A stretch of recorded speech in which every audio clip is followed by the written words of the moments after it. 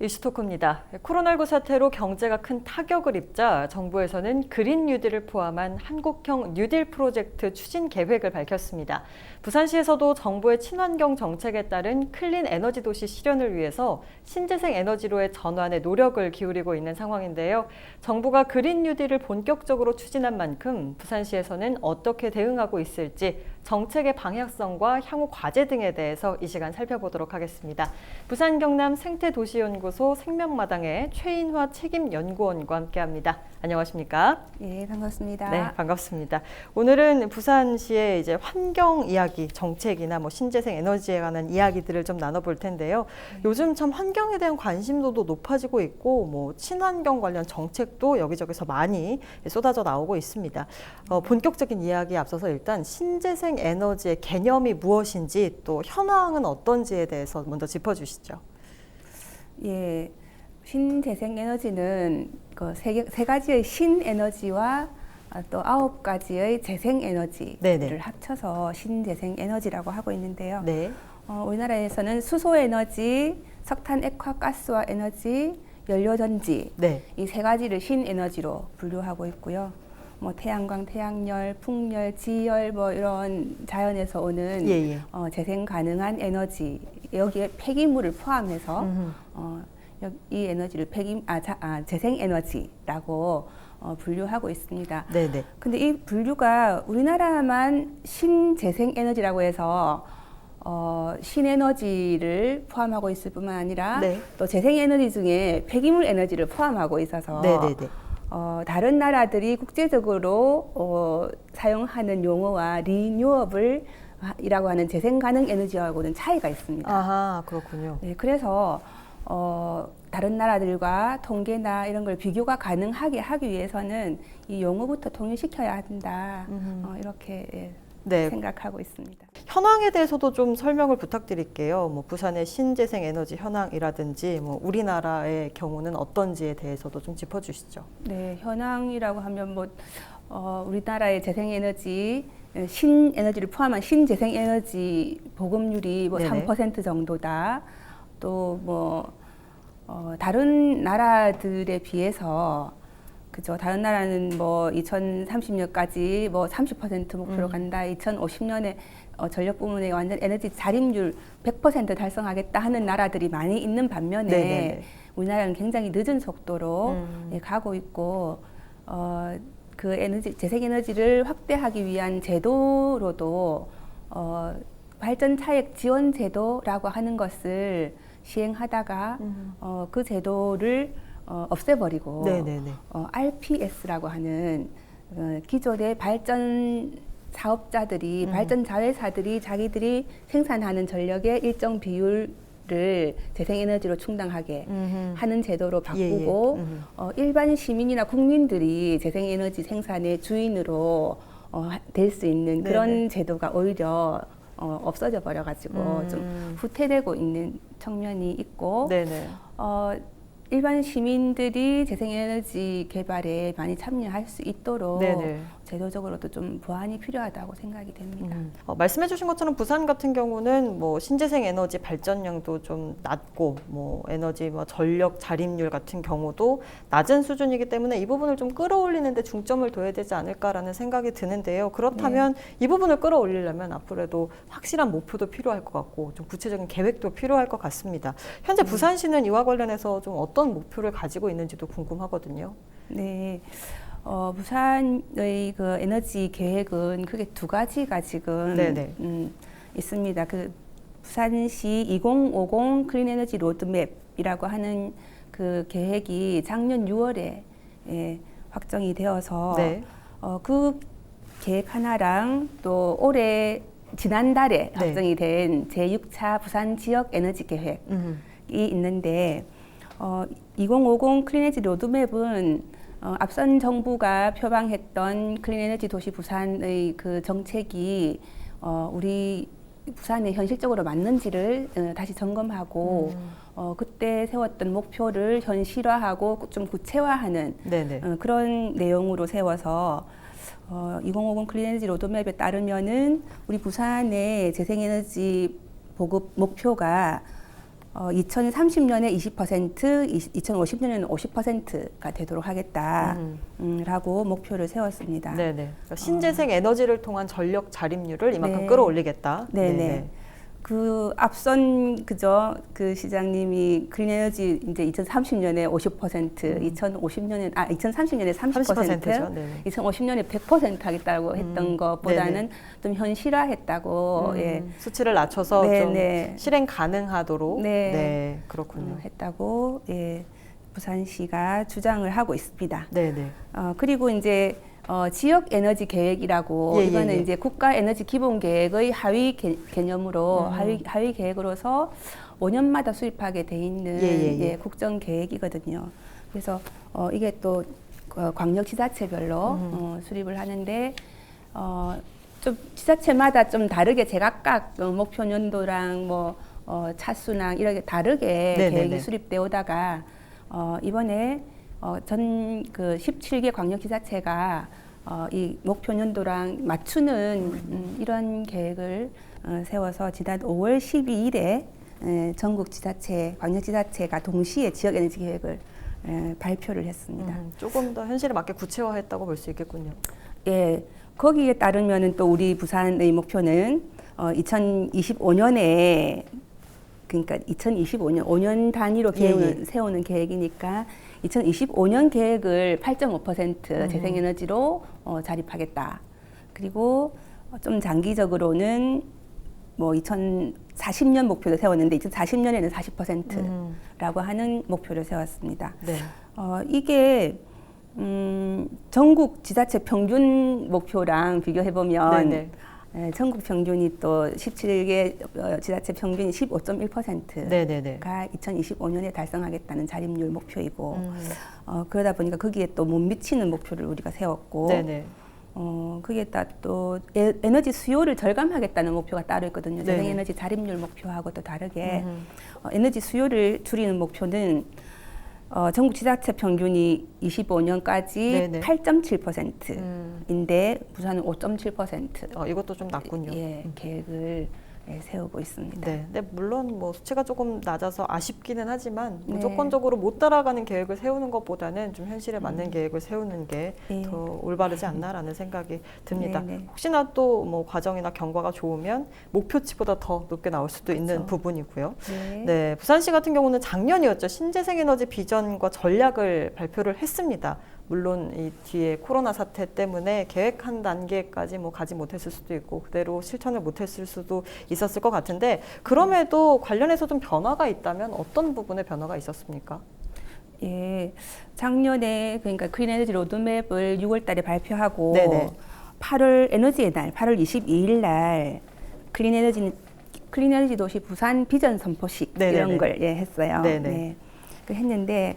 그러고 나서 지금 거의 그제 10개월. 그렇죠. 1년이 좀 못 됐죠. 네, 10개월이 지나가고 흘러오고 있는데 그동안에 조금 보면 부산시는 아까 말씀드린 그 지역 에너지 계획 수립하고 거기다가 이제 지역 에너지 센터 지역 처음에는 부산 에너지 공사를 설립하려고 하다가 정부 타당성 그 평가에서 불합격이 돼가지고 그래서 이제 부산 에너지 센터를 세우겠다고 이 재생에너지를 확대하고 그 시의 에너지 계획을 총괄해가는 싱크탱크의 역할을 그리고 뭐 컨트롤 타워 역할을 할 수 있는 그런 기관을 세우겠다고 거기에 대한 또 노력을 기울이고 있는 그런 상황인데 이러한 제반 뭐 여건을 조성하는 것들은 하고 있는 것으로 보이는데 실질적으로 이제 가시적인 재생에너지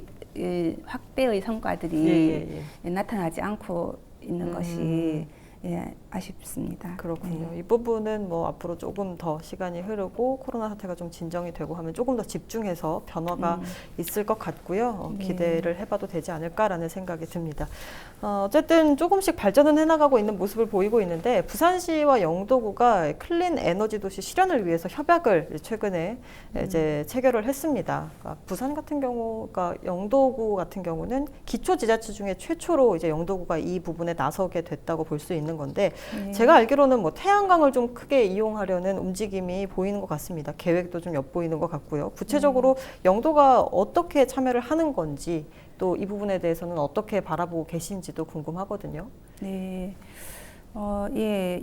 그 6월 3일 날 부산시 영도구의 그린에너지 도시 실현 업무 협약을 맺었지요. 네네네. 예. 말씀하신 대로 이 16개 지자체, 기초지자체 중에는 처음으로 부산시의 그린에너지 도시 정책에 부합해서 좀 적극적으로 하겠다는 정책적인 의지를 표명한 예. 그런 것이라고 볼 수 있고요. 현재도 영도구가 좀 보니까 구 소유의 공공시설, 지붕이나 옥상이나 이런 곳에 태양광 에너지를 네. 많이 이제 확충을 해가고 있는 상황인데, 네네네.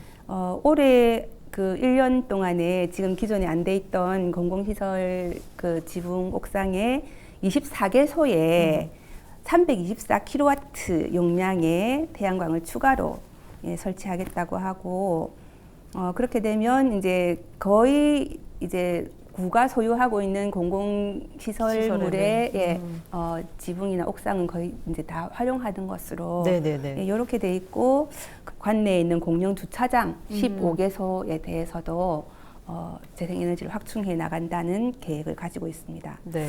거기다가 또 부산은 영도는 바닷가이다 보니까 방파제나 이런 곳에 풍력 발전, 그렇죠. 5kW급, 이것도 확대를 해나갈 계획을 가지고 있더군요. 그렇군요. 그러니까 어떻게든 부산 내에서는 영도구가 좀 발빠르게 이런 뭐 재생에너지나 신재생에너지 부분에서 좀 노력을 하는 모습을 보이고 있습니다. 영도구가 이렇게 선도적인 모습을 보이고 있다고 해서 보이고 있어서 기대가 되고요. 네. 정부의 목표든 또 시의 목표든 달성이 되는 현장은 바로 기초지자체에서 그렇죠. 시작하기 때문에 다른 지자체들도 동참하는 움직임이 확산이 됐으면 좋겠습니다. 네, 실제로 이 영도구 같은 경우 구소유 공공시설을 이제 모두 올해 안에 태양광 에너지로 지붕을 바꾼다고 하면은 이 부분을 보고 진짜 말씀하신 것처럼 다른 지자체에서도 이거 괜찮은 것 같다. 이 부분은 우리도 좀 끌어올려야겠다. 이렇게 생각할 수 있는 부분이니까요. 기대가 되십니다. 이 다양한 신재생 에너지 정책들이 좀 많은 변화를 일으키고 있는 것 같고요. 앞으로도 더 많은 변화가 생길 것 같은데 신재생 에너지에 어쨌든 투자를 하면은 그러면은 어떤 효과가 있다고 보시는지도 궁금하거든요.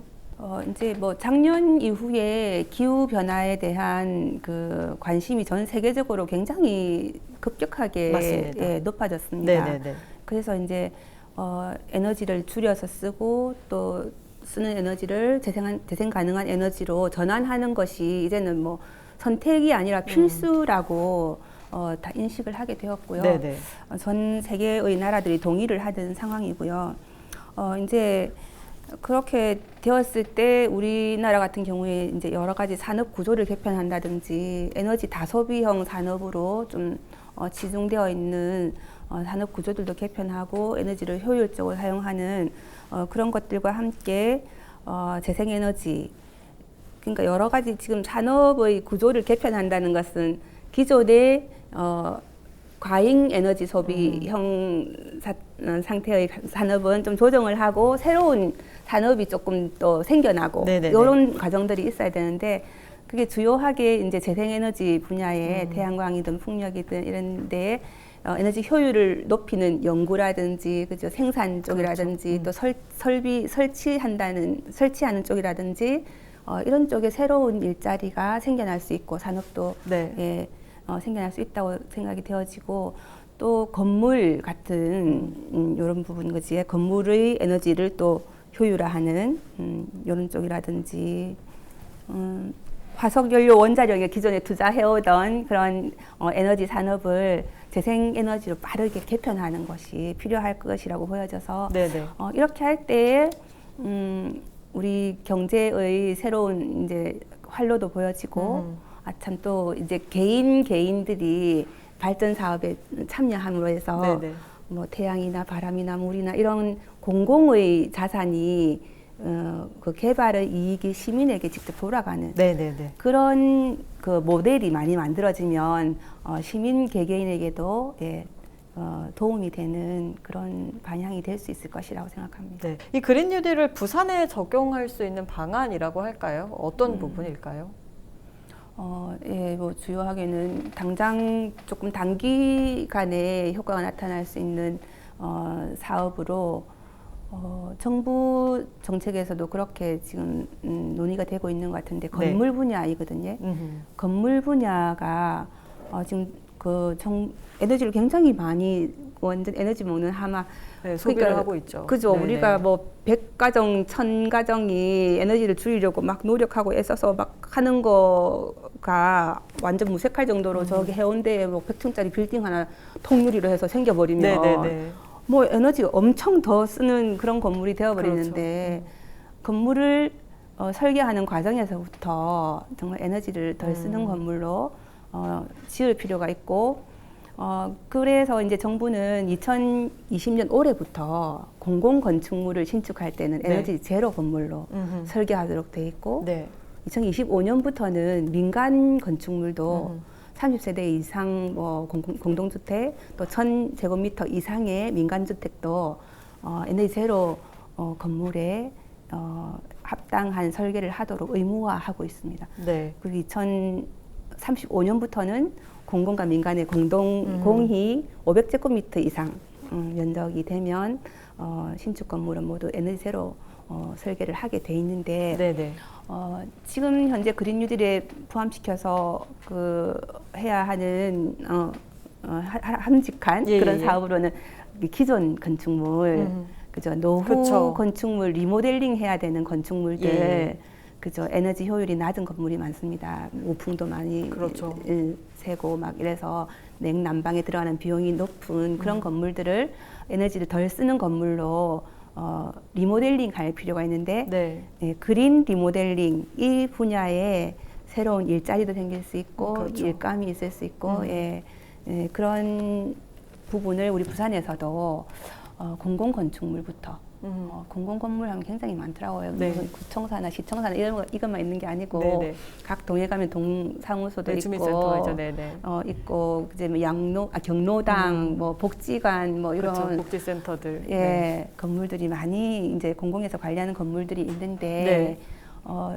그런 건물들 이제 그린 리모델링으로 리모델링 할 필요가 있다고 보여지고 네네. 그리고 뭐 그 외에는 이제 뭐 그제 아까 말씀드린 도시 전체가 이제 불투수 표면으로 돼 있는 이런 네네. 것들도 차후에 공사를 할 필요가 있을 때 보도라든지 네. 뭐 그런 쪽 공사를 할 때 투수 재질로 바꾸는 것. 네. 일괄적으로 다 바꾸진 못하더라도 네, 네, 네. 부분 부분씩 계속 공사, 바꿔 나가자. 네. 예, 시기가 도래했을 때, 예. 그래서 도시가 좀 더 이제 물을 포함할 수 있는 공간이 될 수 있도록 도시의 물순환 구조를 개선하는 네. 이렇게 바꿔가는 것. 그런 쪽도 있을 수 있겠고, 네네. 뭐 하천 것도 마찬가지고, 맞아, 우리 도시재생 사업 많이 하잖아요. 예, 맞습니다. 도시재생 사업도 이 에너지 이 개념과 접목을 시켜서 네. 기존에 하는 새로운 건설 사업들을 그제 에너지를 에너지 접목해서. 제로 건물 수준으로 뭐 설계를 하고 지어가는 네. 그런 부분들 꼭 새로운 계획이 아니라 기존에 계획되어 있는 것들을 시행하는 단계에서도 이 그린 뉴딜의 개념에 맞는 것들을 계속 발굴하고 찾아가고 네. 접목해 갈 수 있을 것이라고 보여집니다. 네, 말씀하신 거 들어보니 정말 그 말씀이 맞는 것 같습니다. 앞으로 2025년, 2035년 계획을 세우는 것도 중요하지만 네. 기존에 있는 노후 주택들을 어떻게 에너지가 효율적으로 돌아가는지, 돌아가게 할지 이런 부분을 좀 변화시키는 것부터 차근차근 하다 보면 정말 우리나라도 에너지 관련해서 한국도 대단하다라는 이야기를 나중에는 좀 들을 수 있지 않을까 그 부분도 네. 좀 기대가 돼 봅니다. 오늘 말씀은 여기까지 듣겠습니다. 전 세계적으로 그린 뉴딜 정책에 주목을 받고 있습니다. 우리나라 같은 경우에도 한국형 뉴딜 정책을 추진하겠다는 정부의 이야기가 또 있었는데요. 부산 역시 그린 뉴딜의 중심지로 인정받고 있는 만큼 관련 정책들이 잘 진행이 돼서 부산의 변화가 있길 바랍니다. 이슈토크 오늘은 여기서 마칩니다. 고맙습니다.